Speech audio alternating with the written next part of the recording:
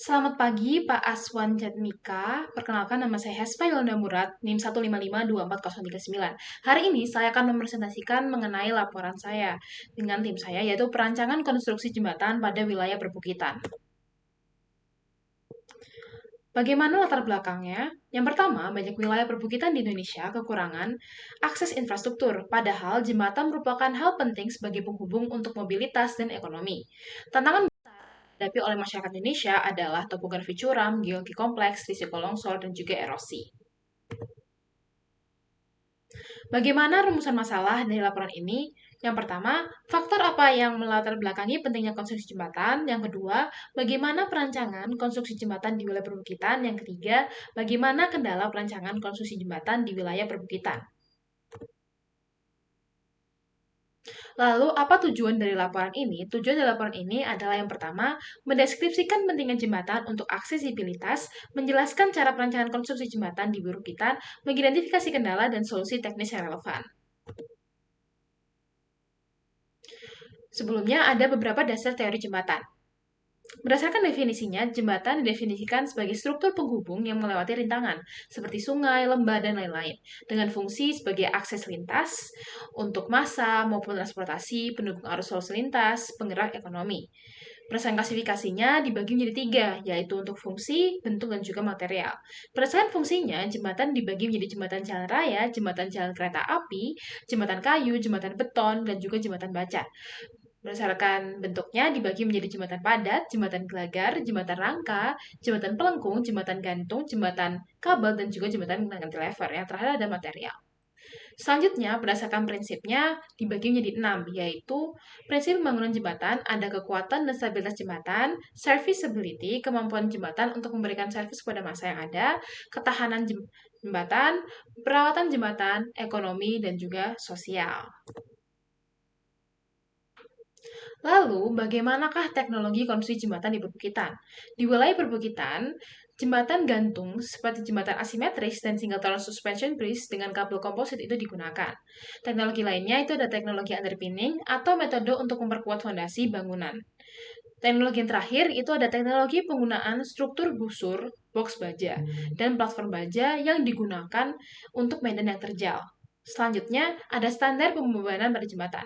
Standar yang digunakan di Indonesia yaitu ada standar resmi seperti RSNI T02 2005 dan juga SNI 1725 2016. Perhitungan yang perlu dilakukan bagi para engineer untuk melakukan konstruksi pada jembatan di wilayah perbukitan adalah beban mati untuk mengukur berat struktur jembatan dan elemen tetap lainnya, beban hidup untuk mengukur kendaraan dan jalan kaki yang ada, beban angin, beban gempa, serta beban akibat perubahan suhu. Tentunya, pembangunan jembatan di wilayah perbukitan memberikan dampak negatif dan juga memerlukan mitigasi lingkungan. Dampak negatif yang ada yaitu yang pertama akan terjadi perubahan kontur dan stabilitas lereng. Hal ini memungkinkan terjadinya erosi, peningkatan risiko longsor, gangguan terhadap sistem drainase alami, kerusakan habitat flora dan fauna setempat. Apa upaya mitigasi yang dapat kita lakukan? Yaitu melakukan penerapan sistem drainase yang baik, penggunaan teknologi konstruksi yang ramah lingkungan, penanaman kembali vegetasi di area terbuka, serta pelaksanaan analisis mengenai dampak lingkungan, yaitu AMDAL, sebelum melakukan konstruksi. Lalu bagaimana analisis perancangan konstruksi jembatan pada wilayah perbukitan? Gambaran umum wilayah perbukitan itu memiliki ketinggian kurang dari 1000 mdpl dengan topografi yang bervariasi. Terdapat potensi pertanian, namun akan rawan terjadi longsor dan juga erosi. Hal ini dapat kita lihat di kota-kota seperti Pasuruan, Tasikmalaya. Lalu ada analisis lokasi dan juga topografi. Rata-rata kemiringan lereng itu sekitar 10 derajat hingga 45 derajat. Hal ini menyebabkan resiko longsor yang tinggi dengan adanya batuan dominan seperti vulkanik dan juga tuff.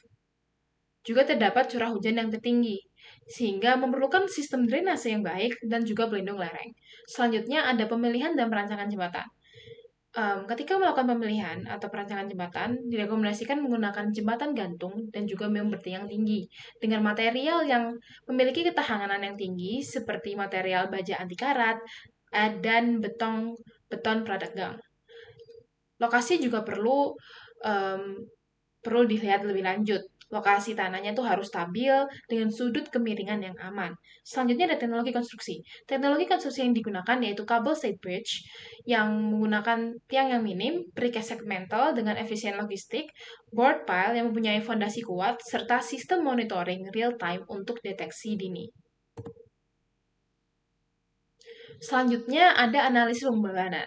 Seperti yang setelah dikatakan tadi, pembebanan yang perlu diperhitungkan kembali yaitu ada beban mati, hidup, angin, gempa, dan juga lateral dianesis. Standar yang digunakan ketika melakukan pembebanan yaitu ada standar SNI, RSNI, dan juga ASHTO. Stabilitas pada jembatan harus dijaga secara menyeluruh. Lalu bagaimana efisiensi dan pemeliharaannya? Tips efisiensi pemeliharaan yang ada yaitu menggunakan material lokal dan pracetak, pemeliharaan pada sistem drainase dan monitoring secara real time itu penting dan juga akses inspeksi harus disiapkan sejak awal. Selanjutnya ada dampak lingkungan. Seperti yang setelah dibilang sebelumnya, ada beberapa risiko yang ada. Terdapat risiko seperti erosi, pencemaran, serta hilangnya vegetasi. Mitigasi yang perlu dilakukan yaitu melakukan green construction atau konstruksi ramah lingkungan, AMDAL melakukan analisis terhadap lingkungan yang ada, serta stabilitas tanah sebelum melakukan konstruksi dan juga setelah melakukan konstruksi. Selanjutnya terdapat kendala konstruksi seperti topografisi curam, tanah tidak stabil, akses alat berat sulit, sehingga membutuhkan desain inovasi dan juga desain yang ramah lingkungan, yaitu green construction. Berdasarkan laporan telah kami buat, kami mendapatkan beberapa simpulan dan juga saran. Simpulan yang pertama yaitu jembatan merupakan hal yang penting untuk akses di wilayah perbukitan. Tetapi desainnya harus disesuaikan dengan topografi dan juga kondisi tanah yang ada. Kendala yang terdapat dalam membangun jembatan di wilayah perbukitan yaitu adalah lereng curam, tanah labir, serta risiko lingkungan. Saran yang dapat dilakukan adalah merancang dengan cermat sesuai kondisi geologi yang ada, serta mempertimbangkan biaya dan juga dampak sosial.